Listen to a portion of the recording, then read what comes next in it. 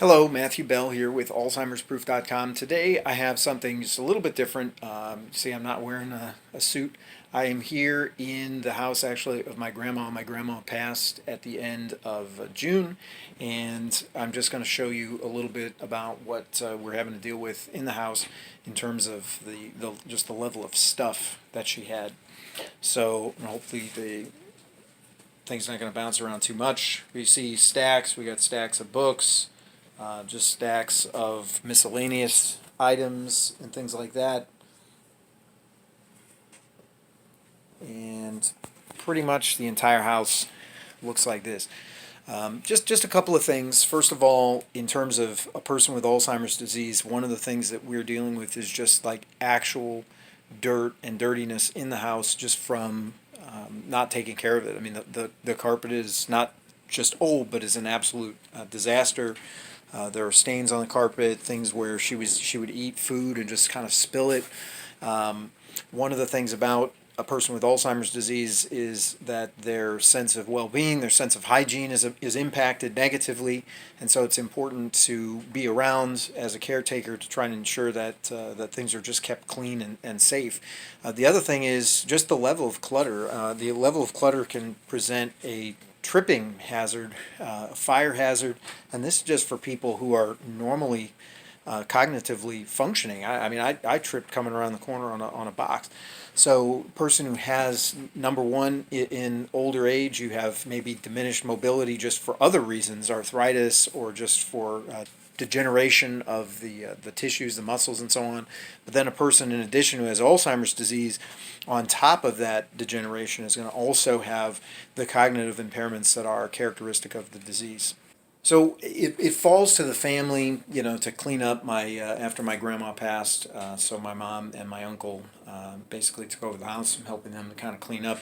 Here again is just another room, and you're seeing this after we've already spent weeks cleaning up the place. This was actually my grandma's bedroom, so there was a bed here, two beds actually, and had mattresses that we had to dispose of. But you just see, the level of clutter and other things that are still in the house. Now, one of the things that I'll say is you want to be careful going through. I'm not an expert on treasure hunting or treasure finding, but I can tell you, number one, there may be items of sentimental value to you or other relatives, so you want to be careful to search through those. The other thing is you might look for items of actual monetary value.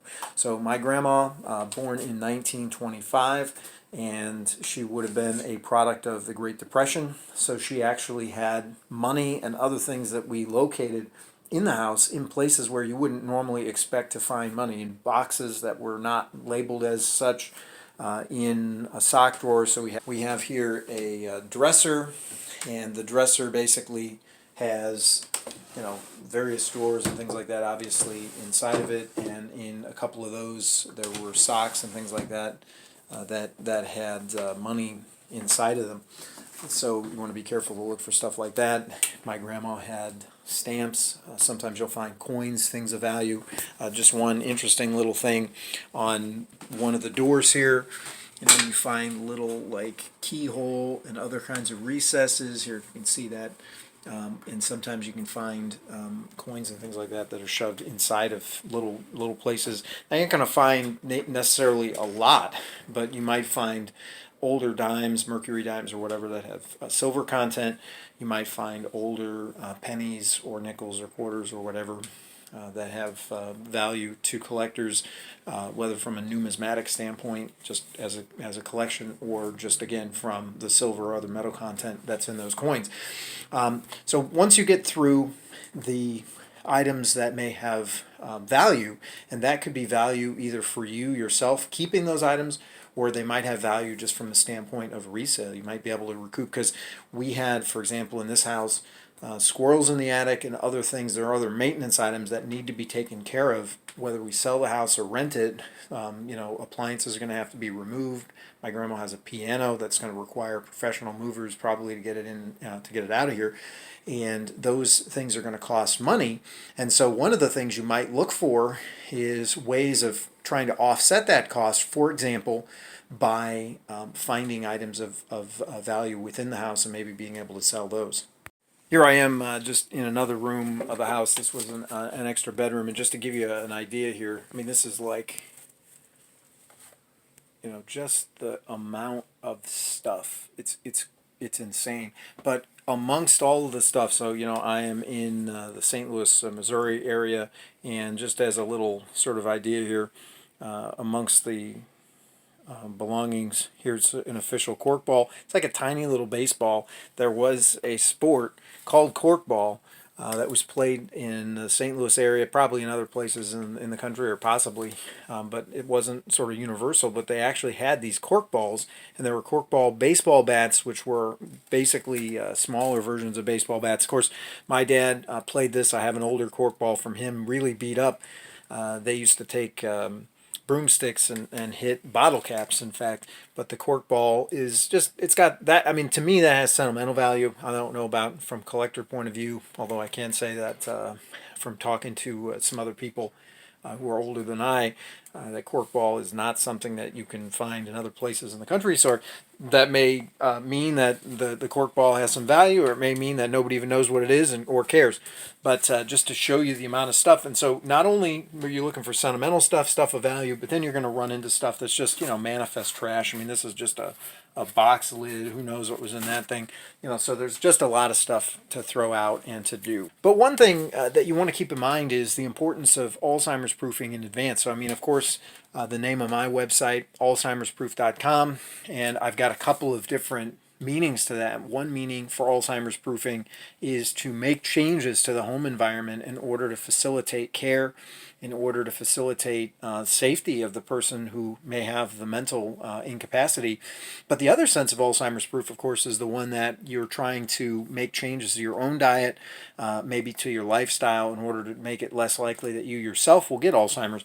But certainly when I look around at the level of junk in this house, I'm struck by the fact that this is not an environment in which you would want to care for somebody who has Alzheimer's disease, although the cognitive impairment that they have may prompt them to begin to hoard items. Now, my grandmother, because of her being raised in a depression and other things, she had many hobbies. You can see doll houses and things like that. She used to do miniatures and doll houses, and she collected stamps and coins and just a lot of stuff. But the point is a person's personality might change. They might start to accumulate junk as an overflow of the cognitive impairment, and you as the caretaker or family member may want to just pay attention. What's the level of the living environment? Can you make changes to clean? Can you make changes just to make the pathway safe for walking? Grab bars in the bathroom, non-skid pads, just to make things safe. But the final reason that you want to pay some attention to the quality of the living environment for your Alzheimer's afflicted relative or friend or whoever it might be is to just make things easier to clean up after either they are moved into a care facility or after they pass. So, obviously in a house with this level of just stuff, it's just very difficult to try to prepare the house for either resale or rental, or to just move through and have an estate sale just becomes a ponderous task. So if you wait, you're not doing yourself any favors. These problems are not going to go away. They're just going to accumulate, and it's probably better to start looking ahead. Now, there's a caveat to that, and that is that a person who is afflicted with Alzheimer's disease may become agitated or irritated if you attempt to change the living environment in any way. So you got to be careful, but there are strategies that can help to ease some of that. It's unlikely, given the state of these rooms, that my grandmother, for example, had the same level of access to all of the rooms. I mean, it just would have been impossible for her to physically enter the room. So those places would have been places where I would have started. Most likely she didn't go up and down the basement steps often, and there were places in, let's say, the basement area or in the back room where I just was, that were virtually impassable. And so if you could have started in a room like that, it would have been unlikely she would have noticed some of that stuff maybe going in and out of the house. So just some strategies. Again, for more information, I invite you to check out my website, alzheimersproof.com, and I may give just some updates in terms of how we're progressing through here, and if I think of anything else of interest, I'll let you know. If you found something of value in this video, I invite you please to like and subscribe.